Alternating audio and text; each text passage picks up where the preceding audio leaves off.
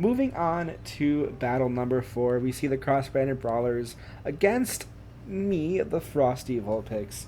Let's get into the first team here, the cross-branded Brawlers, or should I say the undefeated cross-branded Brawlers, led by Nahel, playing for people in need.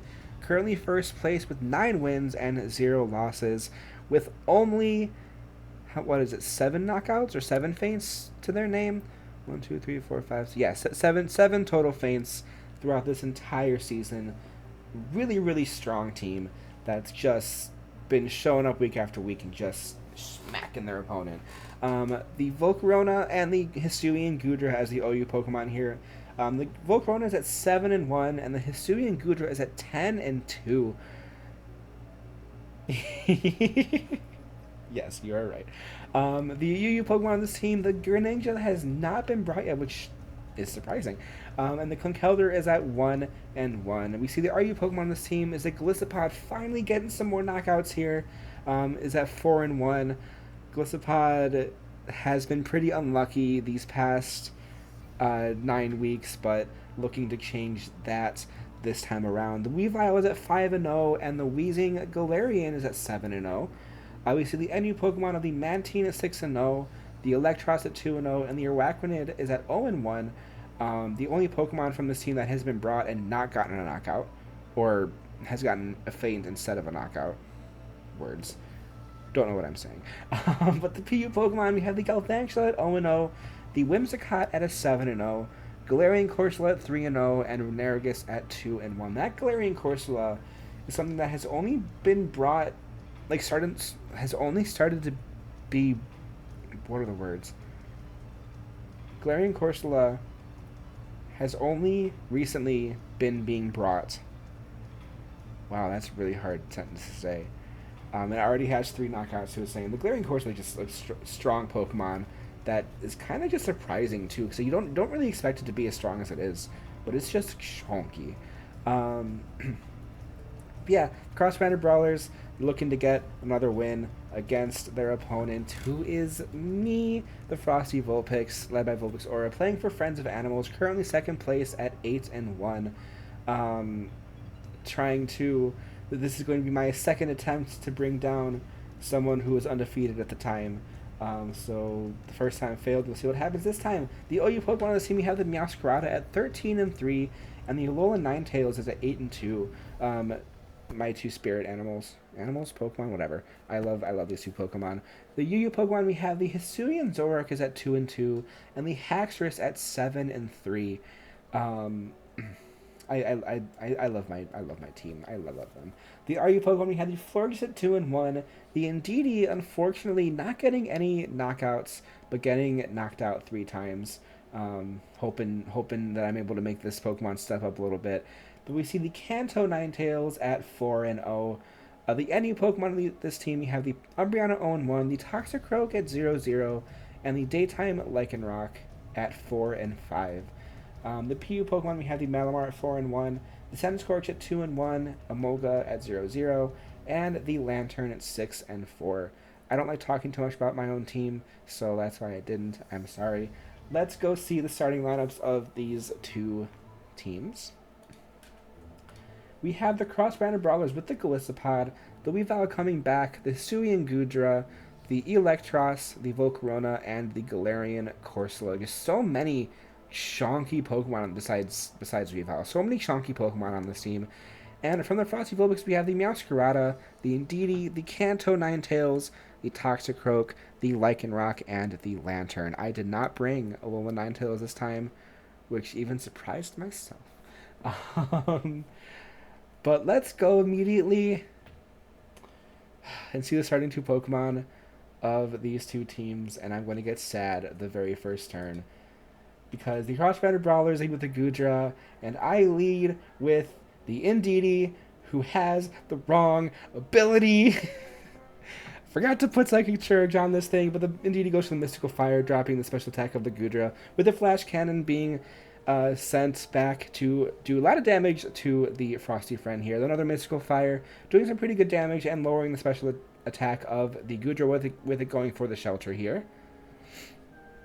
The Indeedee switching into the Toxicroak, though, to predict the body press. The body press is still going to do some pretty good damage, though, despite being a resisted hit. And the knockoff here is going to knock off the leftovers of the Goodra. So it doesn't get that recovery, with another body press coming through, doing some good damage, but not enough to take down the Toxicroak here. The Drain Punch, though, is going to do some pretty decent damage, get some recovery, but of course the speed is going to get dropped from the Toxicroak. The leftover, or the Life Orb, and the body press, though, is enough to take down the Toxicroak. The Frosty Doggo then coming in to replace it, with the Gouda switching out into the Galarian Corsola. The immediate Swords Dance coming through from the Lycanroc. Another Swords Dance to get the Lycanroc up to 3 times attack, but the Will-O-Wisp is going to miss the Lycanroc here, and the Accelerock is going to do some pretty decent damage. But the Will-O-Wisp this time connecting to drop that attack stat in half. Lycanroc immediately switching into the Frosty friend Indeedee, with the Strength Stab is going to get some recovery. Not quite up to full HP, but some pretty good. Expanding Force, of course, not doing as much damage because sad day. I'm sad. Mystical Fire then coming through, doing a little bit more damage. With the Rock Slide, able to do a little bit of chip damage back to the Indeedee as well. The switch from the Corsola into the Eelektross, though, with another Mystical Fire, able to do some chip damage and drop the special attack of the Eelektross. The switch from the, what's-his-face, I forgot what was out, into the Kanto Ninetales Accept the Sun, with the U-turn then coming through from the Eelektross here to swap into the Weavile.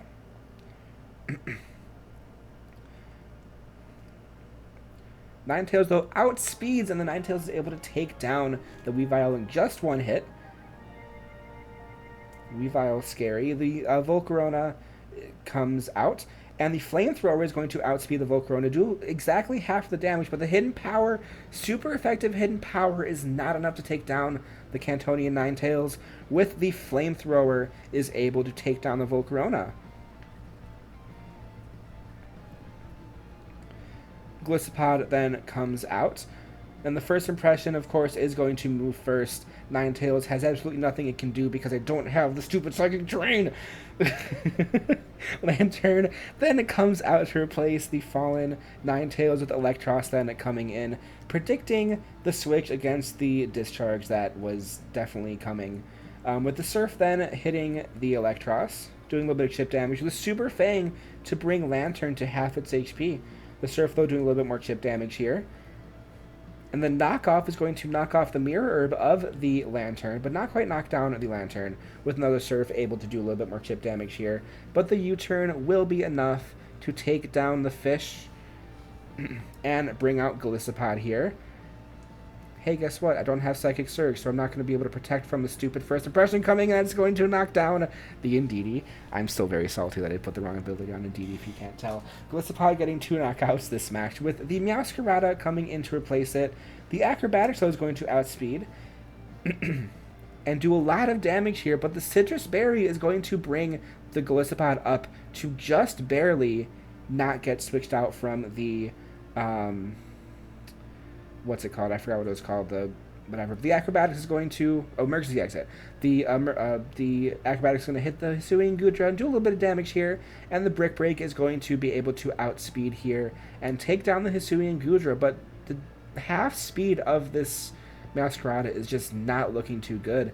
The knockoff is going to do some pretty good damage to this Corsola, but not do enough. With the Strength Stab, is able to get it all the way back to full HP. The switch from the Meowscarada into the Lycanroc. With a Will-O-Wisp missing, it wouldn't have mattered anyway because of the Will-O-Wisp. And the Swords Dance being set up from the Lycanroc. The Rock Slide, though, doing a little bit of chip damage. Of course, not too much because, it's a Corsola against a Doggo. The switch into the Gliscopod, though, with another Swords Dance being set up here. And the Accelerock is able to outspeed, take the Gliscopod down to its emergency exit range, and bring back the Galarian Corsola. And the Accelerock is not going to do too much damage here, and then the Cursed Body, though, is going to disable the priority move of the Accelerock with another Rock Slide coming through. And the Psychic Fang is doing some pretty good damage here, but not enough. The Strength Stab is, of course, going to be able to connect and take it back to full HP. This Doggo is just not looking like it's in a good spot right now. The switch from the Doggo into the Meowscarada, though, with another Strength Stab coming through to drop the attack stat of this Meowscarada. The Acrobatics is going to hit it and connect and change to a Flying type and do a little bit of damage here, but not too much. But the Rock Slide is going to miss the Meowscarada. Another Acrobatics, though, coming through, doing about a third of the HP, but a Strength Stab is able to connect and drop the attack stat even lower of this Meowscarada. The Thunder Punch coming through, just trying to get a paralysis here. We'll see if it works. Another Rock Slide connecting from the Meowscarada. Another Thunder Punch from the cat, but the cat does not get the paralysis with the Rock Slide able to take it down. And the Lycanroc is going to fall to the Stealth Rocks, leaving the cross-branded Brawlers as the winner of this battle. I'm sad. Like, it was a really good battle, don't get me wrong. Like, good game, Unidrago, that was a fantastic game. I'm just really sad that if I brought the right ability, I would have had a much better chance here than I did. Yeah, it was the most KOs that I've gotten. And I got 2 Pokemon down to less than 20% HP, so I mean, it's something. But yeah, no, I'm still salty that I brought the wrong ability, because having the right ability there probably could have changed the outcome of the match. I still don't think I could have won, but it would have been a lot closer, I think.